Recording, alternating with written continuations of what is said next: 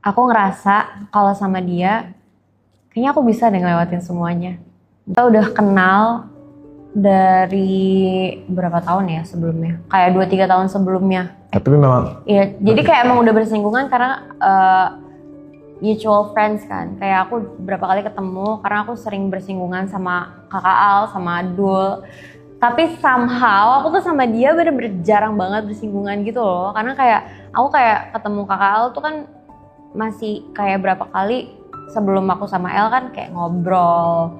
Terus juga hangout bareng. karena mungkin kalau Al sama dulu kan sama-sama mereka kan bekerja di industri film juga Iya, ya. terus Which kalau dulu gimana kan sih, Fah? ada Tisa yang di industri yang sama-sama aku, jadi mungkin kayak lebih sering bersinggungan dan lebih sering ngobrol juga.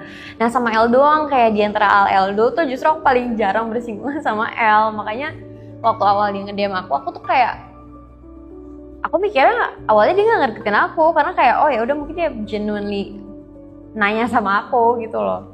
Dan emang yang aku tahu dia emang anaknya friendly banget aja, jadi emang nggak expect kesana sama sekali kalau buat aku ya awalnya gitu. Ada cewek rentan nih baru putus gitu ya. Apa ya? Ya tentunya maksudnya aku juga ngeliat Siva kan juga dengar cerita dari orang-orang juga orangnya baik gitu. Maksudnya juga pas dia aku awal DM dia pun dia juga tanya kepada sahabatnya dia yang kenal deket sama aku juga. Jadi kita juga memang banyak mutual friends juga sih. Jadi kita punya ada referensi lah tentang clue dari seorang itu. Terus fun fact banget ya, ini tuh aku nggak tahu. Jadi waktu awal aku dideketin sama El, aku cerita ke sahabat aku atau orang terdekat aku yang kenal baik sama El, yang kayak seproject sama El tuh kayak pernah deket, maksudnya kayak pernah temenan banget sama El.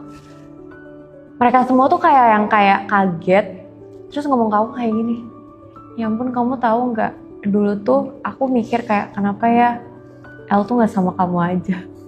Sebelum itu jauh sebelum kayak dia ngedeketin aku gitu loh. Aku kayak demi apa sih gitu, sumpah aku sampai kayak, makanya aku kaget pas kamu bilang El ngedeketin kamu. Terus aku kayak, hah? Lucu banget, dan itu yang ngomong tuh kayak dua orang terdekat aku yang kenal banget sama El. Kayak dua-duanya sama-sama ngomong hal yang sama. Jadi aku kayak, ah kok bisa gitu ya? Ya mungkin semesta mendukung juga.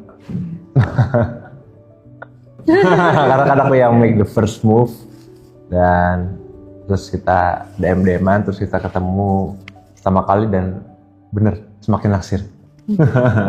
Masa sih? Iya dong. Kamu emang enggak pas karena itu? Aku pas dari chat udah tertarik, pas ketemu kayak jadi ada gemes-gemesnya. Gimana gemesnya? Dan pas aku deket awal sama dia tuh kondisinya aku lagi syuting stripping, which it's really hard for me buat dapat waktu break. Waktu break aku udah pasti cuma weekend doang, which is sehari Minggu doang. Jadi aku cuma bisa berharap dari Senin sampai Sabtu tuh yaitu kalau aku ada tiba-tiba break cepat gitu. Ya makanya selama dia ngedeketin aku, kita tuh kayak 2 minggu berapa lama ya kita ngechat tuh kayak chatan doang aja. Karena jadwalnya dia penuh dan iya, terus kayak nggak oke banget kan tiba-tiba first date dia ke lokasi aku sih nggak mau ya. Kayak first date dia datengin aku ke lokasi dengan muka lodoh aku gitu yang kayak dan mungkin kikuk juga karena pada sebelum kita first date kita di chat itu tuh udah lumayan intens juga. Udah Jadi kayak intens ya. pas ketemu tuh kayak kita udah intens tapi Itu belum pertama kali ketemu jadi iya. sangat kikuknya mungkin di situ kali ya. Oh iya, supposedly itu dulu bukan dong. enggak. Iya nggak sih? Jadi itu aku mendadak karena aku Oh beres pulang syuting. Oh cepet. iya. Jadi kita awalnya harusnya misalkan ketemunya hari Minggu.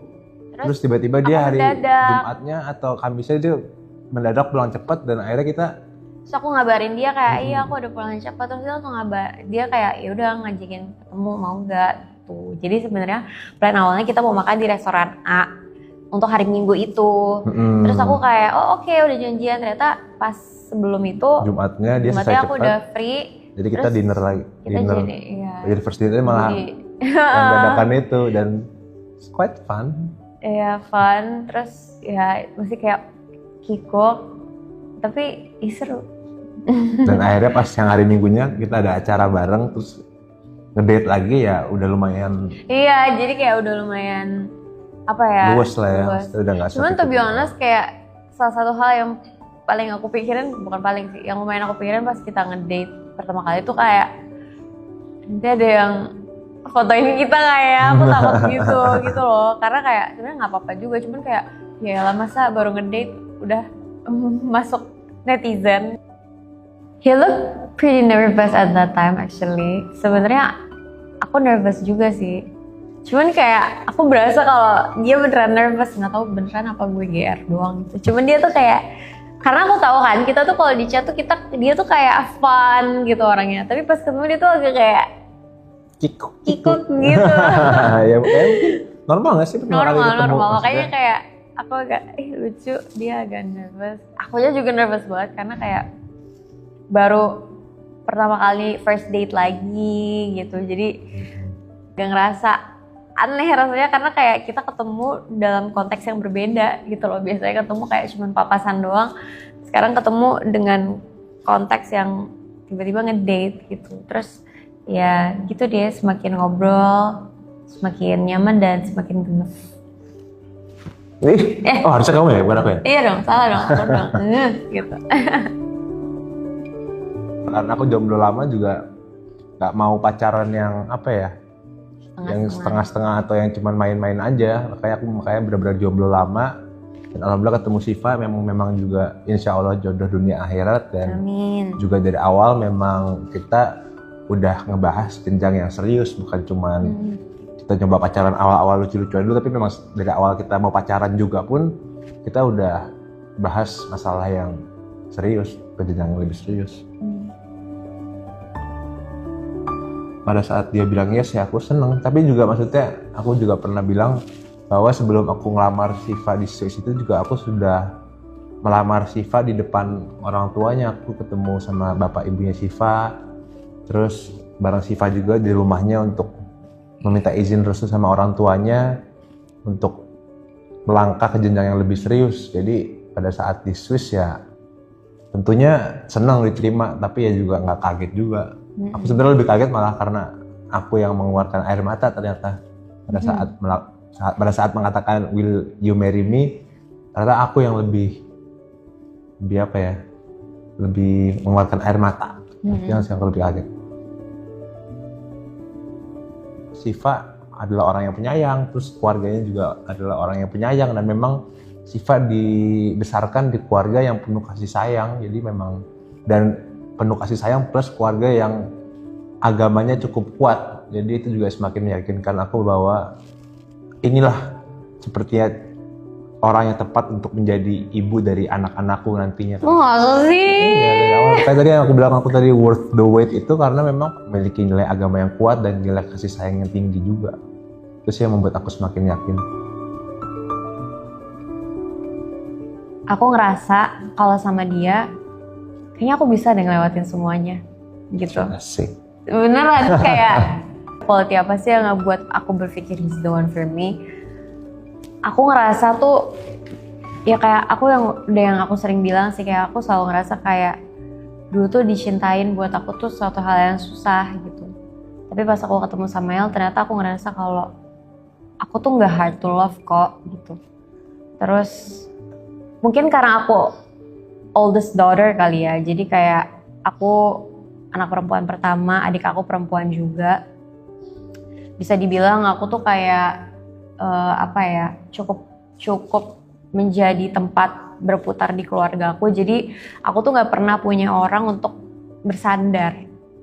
Terus aku growing up, aku juga berdua sama ibu aku sebelum ibu aku nikah sama ayah aku yang sekarang kan. Jadi kayak basically aku nggak pernah punya sosok laki-laki untuk tempat bersandar buat aku tentunya gitu. Makanya pas aku ketemu sama dia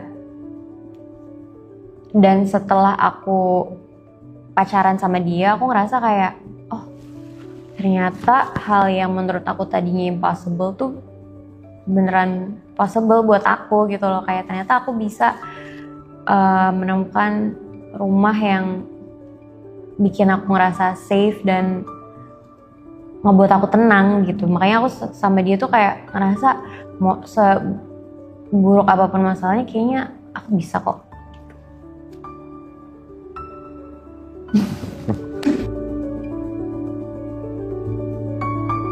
Aku tinggal dari kecil selalu sama ibu aku, bahkan masih suka tidur bareng. Malah sekarang menjelang pernikahan kita lagi semakin tidur, sering-seringnya lagi sering-seringnya tidur bareng. Jadi untuk adjusting ke rumah yang completely different dari rumah aku sendiri, terus kayak meninggalkan semua kayak kebiasaan lama aku, pastinya ngebuat aku nervous banget. Dan maksudnya aku ngerasa kayak, gue bisa nggak ya jadi istri yang baik? Karena kan sekarang maksudnya kalau di agama aku, tadinya aku pusatnya tuh di ibu aku, sekarang ke suami aku gitu. Jadi of course semuanya bakalan different buat aku, karena selama ini yang ada di otak aku adalah gimana caranya aku harus respect my mom, ngehargain dia, bla bla bla. Sekarang kan berubah itu semua jadi ke suami gitu loh. Jadi emang of course banyak banget yang ngebuat aku nervous, tapi at the end of the day kan ya aku udah tahu kurang lebih karakter El seperti apa gitu. Jadi ya the rest insya Allah aku yakin bisa kok ngejalaninnya. Tapi ya di luar nervous, I'm excited juga akan tinggal bareng sama Siva. Kalau untuk tinggal sendiri sih sebenarnya aku cukup lumayan sering ya, maksudnya karena aku juga di rumah bukan, kalau Siva kan memang sangat attached dengan keluarganya. Kalau aku memang kehidupan keluarga aku bukan keluarga yang begitu attached satu sama lain, dan aku juga pernah di luar negeri selama 4 tahun. Jadi untuk tinggal di luar tempat yang baru selain rumah sih menurut aku bukan hal yang baru, tapi maksudnya untuk tinggal di tempat luar yang baru bersama seseorang dan menjadi pemimpin, itu sih mungkin yang buat aku nervous. Tapi ya insya Allah harus banyak-banyak belajar juga sebelum nanti menjalaninya. Itu sih paling doa aku.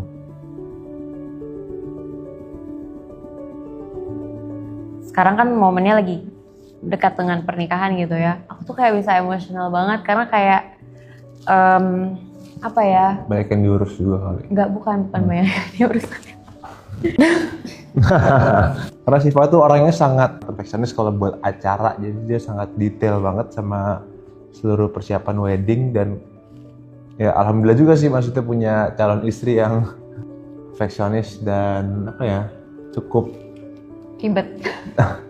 Bukan cukup ribet sih, mungkin lebih ke cukup mau untuk taking care untuk mengurus wedding dari A sampai Z sih. Dia bener-bener yang kayak kalau misalkan akunya lagi malas, dia bener-bener udah ngurusin semua. Dan ya alhamdulillah dapat partner yang mau ribet. mau taking care lah dia, karena dia orangnya memang yang perfeksionis banget dalam hal membuat acara, apalagi untuk menyenangkan banyak orang. Iya, tapi aku juga at the same time sebenarnya ya lumayan bersyukur karena El tipe yang lumayan hands on juga untuk ukuran cowok ya. Karena kayak aku dengarkan cerita-cerita banyak orang ada yang either cowoknya ngurusin banget, ceweknya ngurusin banget gitu. Jarang tuh ada yang bener-bener kayak saling kerja sama dua-duanya gitu. Makanya aku ngerasa El tuh membantu aku yang perfeksionis di urusan pernikahan ini untuk kayak kadang-kadang tuh mungkin dia nggak dengan sendirinya kali ya, kalau misalnya aku lagi capek, aku lagi kesel, lagi banyak yang dipikirin. Jadi biasanya kalau aku udah lagi nggak nongol-nongol di grup, dia yang langsung ngurusin gitu. Kayak sekarang nih kayak makin deket-deket aku semakin males ngecek grup karena kayak oh my god banyak banget yang harus diurusin. Nggak, karena mungkin banyak banget yang ngurusin, karena kita selain kita ngurus wedding, kita juga ngurus untuk honeymoon. Ya, kita juga bener. Karena kita juga habis wedding kita mau pindah ke rumah, kita lagi bener. ngurusin pindahan rumah juga. Jadi dalam beberapa bulan terakhir itu kita ngurusin wedding, ngurusin honeymoon, ngurusin rumah. Memang banyak banget hal-hal yang kita urusin, dan itu cukup menyita banyak waktu kita juga sih. Tapi alhamdulillah kita juga bisa mungkin berbagi tugas, kayak misalkan aku lebih fokus ke ngurus rumah karena kita kan akan langsung pindah ke rumah pada saat habis nikah. Siva jadi banyak ngurus wedding, dan menurut aku kita memiliki kerjasama tim yang sangat baik sih satu sama lain.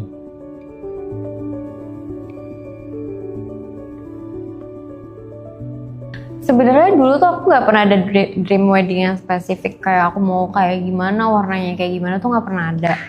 Yang ada di bayangan aku pengennya sih intimate, sacred, dikelilingin sama orang-orang yang benar-benar aku sayang gitu. Terus salah satunya tuh juga aku pengen banget pas akad nikah aku pakai kebaya warna putih.